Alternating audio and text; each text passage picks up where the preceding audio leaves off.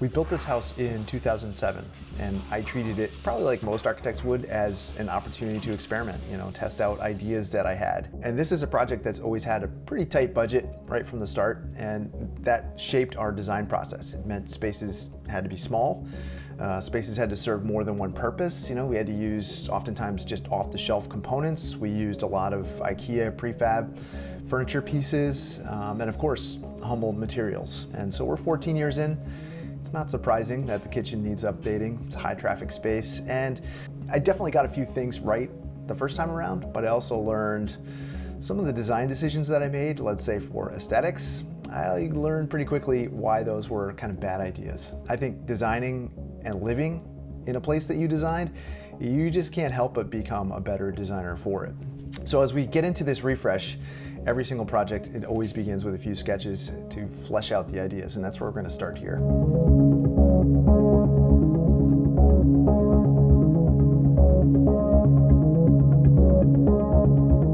Okay, so the first thing we're going to focus on are the countertops.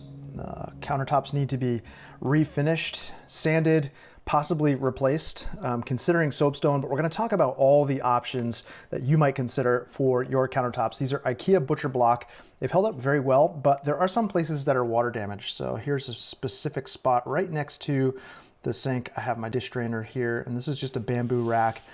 And over time, this has just really deteriorated. So one idea I had, this is a really deep sink, so it's deep enough to hold a lobster pot. This area is damaged. So I thought we could come in with a router and remove the damaged area, 1/4 inch, 3/8, something like that.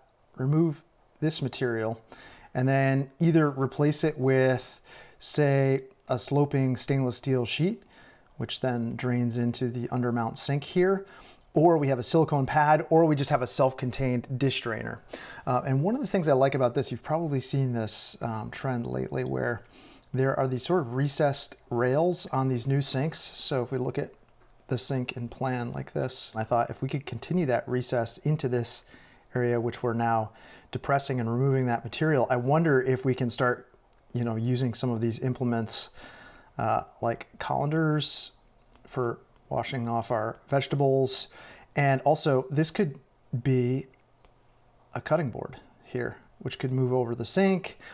It could be stored here when we're not storing dishes there. In a small kitchen, the more things and spaces that can serve more than one purpose, the better. So if this were a cutting board that could move over this, it creates more workspace on the counter. So that's 1A, I would say. We'll also be refinishing these butcher block counters over here. Okay, the second phase, and this applies actually to all the cabinet fronts, we're going to be replacing those fronts. So we've ordered new fronts for the IKEA cabinets. The boxes are in good shape, the drawers are in good shape, but the fronts have deteriorated. It's a thermofoil finish, and we're gonna get new slab fronts for that.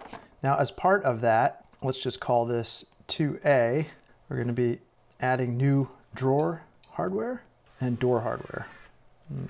This applies to all of the cabinetry all over. Now the third thing is somewhat obvious and fairly easy fix, replacing appliances. So this range is going to be replaced, and then we have a ventilation hood above that's going to be replaced. And I'll tell you the real problem here, and this goes along with number 4, and that is removing this open shelving. We have 3 tiers of open shelving here on this wall, and currently we're storing our dishes on this side and glasses on this side. And above that, we're storing platters and all sorts of things. Open shelving, along with a ventilation hood that does not work very well, just a really bad combination. So a couple of things to be warned about with open shelving. Most of the stuff we have, to be honest, it doesn't look that great. There's a reason we have cabinets. That's because we have things like Tupperware and plastic containers and things which just don't look great on display. The other thing with open shelving is with a ventilation hood that doesn't function very well, it's hard to keep any of these dishes clean. So the dishes that we're using regularly that go into the dishwasher, totally fine, but anything that we have stored sort of above shoulder height gets dirty, filled with grease, and it's a pain to keep clean. Not to mention the fact that these are these IKEA Gruntal shelves, and they have these horizontal stainless steel bars, and if any grease gets on them, it's just a nightmare to keep clean. Since this slide-in range had a back to it. We'll be removing that, and the new range is going to be a sort of professional style, which will not have a back. So we'll need to address the backsplash at this area. We're going to call that 3A. And along with that, I want to revisit the backsplash here. So we'll call that project number 5. Now this is a galley kitchen, opens onto our dining and living space. So organization and storage, really important, but also the styling of it. And so I want to kind of reinvent the style of this backsplash here a little bit, and we'll get into that as we move through the project. Now, one detail here that goes along with the cabinetry, and we'll talk about this as being number 6. So when I designed this cabinetry, the way I designed it was drawers up top and 2 drawers down below. And then I put these little feet on it because I wanted it to be freestanding. So what that means is dust, dirt, grime, anything you drop gets kicked under here. And so it's just a cleaning nightmare underneath these cabinets. So what we're gonna do is we're gonna add a Toekick, like everybody else in the world probably already has. And I'll show you how we're gonna do that as well. In the island here, we have a little catch-all that sits on the countertop here, as well as storage canisters. So this has rice and sugar and flour in it. And what I want to do is just a general side sweep of this and declutter all of it. I want to remove all of it from the counter. And so that means we're going to be buying some organizational canisters that are going to add our dry goods to our pantry units, which is where they should be stored. And then we're going to take and repurpose this end of this divider wall and turn it into a little sort of hidden drawer up here, and that will serve as junk drawer, catch-all, place to put mail. So that current configuration looks like this. There's a piece of MDF that serves as the backsplash, and our countertop continues like that. And I thought we would turn at least 1 or 2 of these into drawers, maybe all 3, and they'll be exactly 6 inches deep, which is perfect for the kind of catch-all tray that we have in here now. We're going to do some repainting of the island and repair of these bases. Because this is MDF, it's taken some abuse over the years, so we're going to be redoing that, and we'll be repainting probably most of the kitchen, anything that's not being replaced. Project 9 is going to be organization. So we're going to reorder and reorganize all of the cabinets. We're going to rethink where our dishes are going to go. I'll show you we have another furniture solution that we're going to be adding to this sort of open living space that we have. We're going to be updating and refreshing the plumbing fixtures. So we've had this faucet here, which I love, but it's a little tired. It's a little outdated. We're going to add a soap dispenser, basically taking everything that's sitting on the counters right now, and we're going to be creating an integrated solution for it. We have a pendant that lights the island face here. It's a 600 watt incandescent pendant, and I want to replace that with an LED fixture. And then we're also going to be replacing these lights, the recessed lights up here. Now we're taking away all this shelving, so we need a place to put all of our dishes and things. So we have a solution for that, but I'm actually going to put a lower profile shelf flanking our new range, and we're going to use that to store some really nice glassware that we've ordered, and also oils and a few essential spices. And I had a design idea about these shelves that I just want to quickly sketch out. I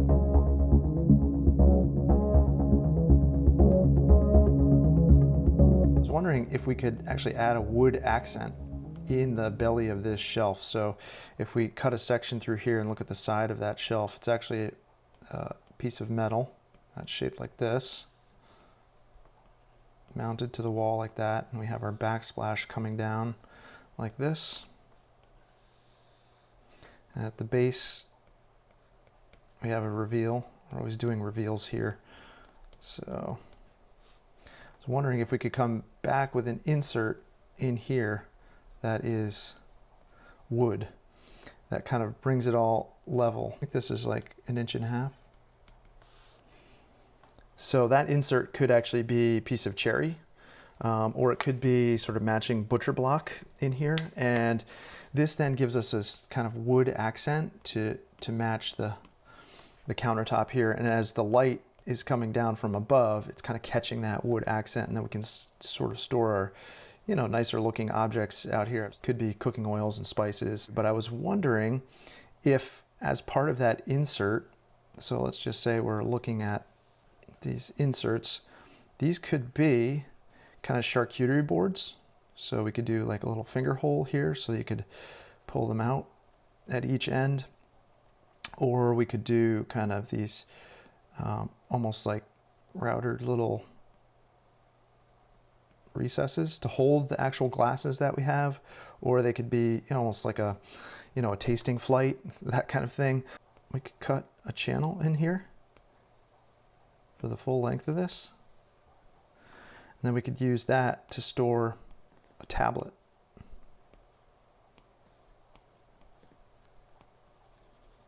So as we're cooking, this could just be right at eye height, kind of right in here. It could be sort of a ledge for artwork, lots of different things here. And I was also wondering, like, if we look at this in plan, we do say 2 of these wood pieces per shelf, right? Would we shape them like this so that they kind of interlock? They have a sort of 3-dimensional interlocking piece. We could do like a little leather tab at each end. So instead of that hook, maybe it's a little leather tab that you use to grab and pull it up. So these could also be interlocking in this direction, almost like these knife plates that are sliding by each other. I think they could be nice sort of serving objects, and then they help to catch this light here, provide a wood accent against this fairly dark background. And then of course we have a raft of accessories and kind of fun things to look at, organization for the interior of the drawers and other accessories which are going to add to the functionality of the kitchen.